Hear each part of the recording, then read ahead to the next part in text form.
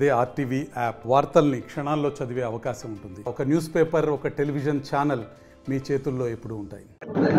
ముందుగా మీ అందరికీ ఆషాఢ పౌర్ణమి సందర్భంగా గురు పూర్ణిమ శుభాకాంక్షలు. రెండు చేతులు జోడించి మీ అందరికీ కూడా ఈరోజు దేశవ్యాప్తంగా ప్రపంచవ్యాప్తంగా అందరూ ఎంతో ఘనంగా గురు పూర్ణమి వేడుకలు జరుపుకుంటున్న సందర్భంలో మీ అందరూ కూడా ఈ ప్రాంత ప్రజలకు అందరూ కూడా బాగుండాలని, ముఖ్యంగా మానవాళి ప్రజలందరూ క్షేమంగా కుటుంబంగా ఆరోగ్యంగా ఉండాలని, ముఖ్యంగా రైతులు పాడి పంటలతో కలకాలం చల్లగా ఉండాలని గురు పూర్ణిమ సందర్భంగా ఈరోజు ముఖ్యంగా మా ఈ దేవస్థాన ఆలయ కమిటీ చైర్మనే కాదు, గత 30 సంవత్సరాలుగా ఈ ప్రాంతంలో ఈ దేవాలయాన్ని ఒక పవిత్ర దేవాలయంగా ఎంతో భక్తులకు అన్ని వసతులు కల్పిస్తున్న చైర్మన్ కోమటిరెడ్డి మోహన్ రెడ్డి గారికి ప్రత్యేకంగా నన్ను ఈ ఆహ్వానం కల్పించి నన్ను అవకాశం కల్పించినందుకు నిజంగా భగవంతుడే కల్పించాలనుకుంటున్నాను. ఎందుకంటే నేను గౌరవపూర్ణం కాబట్టి నల్గొండ కానీ ఇతర సాయిబాబా దేవాలయాలు ప్రతి సంవత్సరం చేస్తున్నాను. కానీ ఈరోజు మంచి చిన్నయాగం చేయడం నేను ఒకటే ఆ భగవంతుని ప్రార్థిస్తున్నాను. మార్చి కల్లా మనం వెనక చూస్తే బ్రాహ్మణవేలంలో ప్రాజెక్టు, అటుపక్క చూస్తే పార్వతీ రామలింగేశ్వర స్వామి, ఇక్కడ వారాజ వేణుగోపాల స్వామి, ఈ రెండు మధ్యలో ఒక ప్రాజెక్టు కట్టుకుందామని 16 సంవత్సరాలను మొదలు పెడితే ఇప్పటికి 80% అయింది. ఇప్పుడు పనులు వేగవంతం చేశాను. వచ్చే మార్చి కల్లా ఇక్కడ నార్కట్పల్లి చెరువుకెళ్ళి మొదలు పెట్టుకొని ఈ ప్రాంతానంతా కూడా కృష్ణా జలాలతో మీ పంటలు పండే విధంగా ఈ రిజర్వాయర్లు చెరువులన్నీ కూడా నింపి మీ ముఖాల్లో సంతోషాన్ని చూడాలన్నదే నా లక్ష్యం. దానికి ముఖ్యమంత్రి గారు గ్రీన్ ఛానల్లో పెట్టి నిధులు విడుదల చేస్తున్నారు. దాంతోపాటు ఎస్ఎల్పిసి సొరంగం 2200 కోట్లు నేను ఆ రోజు నల్గొండ జిల్లా యావత్తు బ్రాహ్మణవేలు నార్కట్పల్లి ఈ ప్రాంతమే కాదు 4 లక్షల ఎకరాలకు కావాల్సిన ఆ శాశ్వత ఫ్లోరైడ్ పరిష్కారం కానీ మనకు హైదరాబాద్కి వెళ్ళి వచ్చే డ్రైనేజీ నుంచి విముక్తి కావాలని ఆ రోజు నేను రాజశేఖర రెడ్డి గారితో అడిగి ఆ శాంక్షన్ చేయించుకుంటే అది 70% అయింది. దాన్ని గ్రీన్ ఛానల్లో పెట్టి 2200 కోట్లు ముఖ్యమంత్రి గారు నీకు ఇష్టమైన ప్రాజెక్టు నువ్వు కొట్లాడి తెచ్చుకున్నావు అని చెప్పి దాన్ని కూడా పనులు కూడా స్టార్ట్ చేయించాను.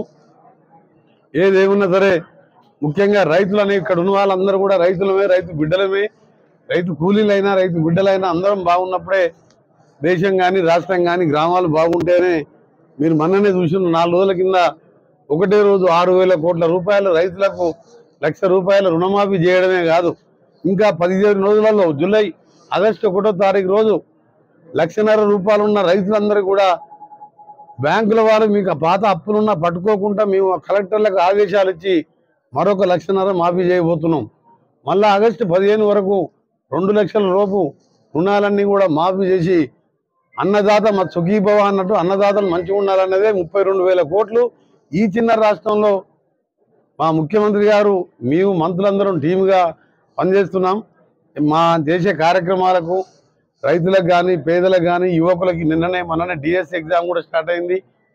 అందరికీ మంచి జరిగే విధంగా ఆ భగవంతుడు మాకు ఆశీర్వాదం ఇవ్వాలని ముఖ్యంగా మోహన్ రెడ్డి గారు వారి దంపతులు ఇక్కడ చేసే కార్యక్రమాలకు తోడు ఇప్పుడే కళ్యాణ మండపం స్టార్ట్ చేసినాం. కానీ ఇంకా 2 కోట్లు అయితే దీన్ని పూర్తిగా భక్తులకు అన్ని విధాలు చేయొచ్చని చెప్పింది. తప్పకుండా దేవాదాయ శాఖ నుండి ముఖ్యమంత్రి గారికి చెప్పి ఆ 2 కోట్లు కూడా వెంటనే విడుదల చేపించి మంచి కళ్యాణ మండపంతో పాటు చెరువుగట్టులో కూడా 100 కాటేజీల కోసం నిధులు కూడా అడగడం జరిగింది. అది కూడా త్వరలో శాంక్షన్ చేయాలి. ఎందుకంటే చెరువుగట్టు అంటే ప్రతి సోమవారం లక్షల మంది వస్తారు అమావాస్య రోజు. అది ఆ రోజు నేను ఘాట్ రోడ్ వేయించి అవన్నీ చేయించిన, ఆ తర్వాత అభివృద్ధి జరగలే, దానికి అవసరం లేదు. ఇప్పుడు నేను ఉన్నాను కాబట్టి ఈ ప్రాంతంలో 2 పవిత్ర పుణ్యక్షేత్రాలు యాదగిరిగుట్ట ఒకవైపు చిన్న తిరుమల మనకు ఈ ప్రాంతాన్ని అభివృద్ధి చేసే బాధ్యతగా తీసుకుంటానని, ఇక్కడికి వచ్చే ఘాట్ రోడ్డు కూడా మొత్తం కూడా ఖరాబ్ అయింది. దీన్ని కూడా మా ఆర్ఎన్బి శాఖ ద్వారా మళ్ళీ రోడ్డు కూడా రెన్యువల్ చేయడం జరుగుతుంది. ఏదేమున్నా సరే అందరూ బాగుండాలి, ప్రజలందరూ బాగుండాలి.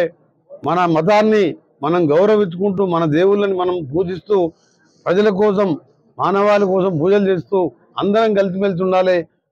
ఒక మతాన్ని విమర్శించడం, ఒక మతాన్ని అది మంచి పద్ధతి కాదు. మనకు దేవుడు మంచి చేయాలంటే మనం మన మతాన్ని గౌరవించాలి. ఎవరు ఇష్టం ఉన్నది ఎవరి మతం వాళ్ళు గౌరవించుకుంటారు. అదే మా సిద్ధాంతం.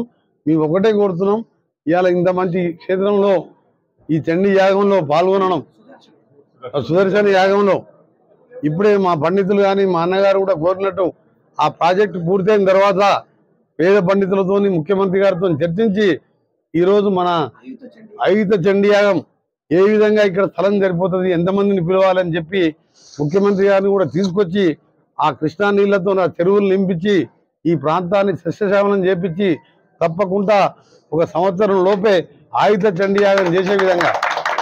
ఎందుకంటే మేము దేవుని నమ్ముతాం, పూజిస్తాం, మొక్కుతాం, దేవుని గుళ్ళు కట్టిస్తాం, ఏదైనా ఊరికి పోతే తప్ప మాకు పూజలు చేయడానికి సమయం ఉండదు. ఇవాళ నేను 6 గంటలకే ఇంటికి వెళ్దామంటే 100 మంది అన్నే ఉన్నారు.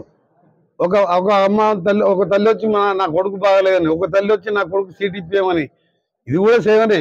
కానీ ప్రత్యక్షంగా మోహన్ రెడ్డి గారు ఆ రోజు ఆర్టీఓ అధ్యక్షునిగా వండుకుంటూ ఉద్యోగం చేస్తూ సాధ్యమైన మారు చిన్నప్పుడు చూస్తే ఈ దేవాలయానికి మెట్ల మీద రావాలన్నా కూడా కష్టం ఉండే. ఇంత అభివృద్ధి చేయాలంటే కూడా నిజంగా భగవంతుని సంకల్పం కావాలి. అలాంటి దేవాలయాన్ని దీన్ని చెరువుగట్టుని ఈ 2 దేవాలయాన్ని ఒక సంవత్సరం 2 సంవత్సరాల్లో అభివృద్ధి చేస్తానని మరొకసారి గురు పౌర్ణిమ సందర్భంగా మీ అందరికి కూడా శుభాకాంక్షలు. ఆ సాయి సన్నిధి సాయి ఆశీర్వాదంతో మీరందరూ బాగుండాలని అందరికీ. మరిన్ని వీడియోస్ కోసం ఛానల్ ని సబ్స్క్రైబ్ చేయండి. లేటెస్ట్ అప్డేట్స్ కోసం వాట్సాప్ ఛానల్ ని ఫాలో చేయండి. అండ్ లింక్ డిస్క్రిప్షన్ లో ఉంది.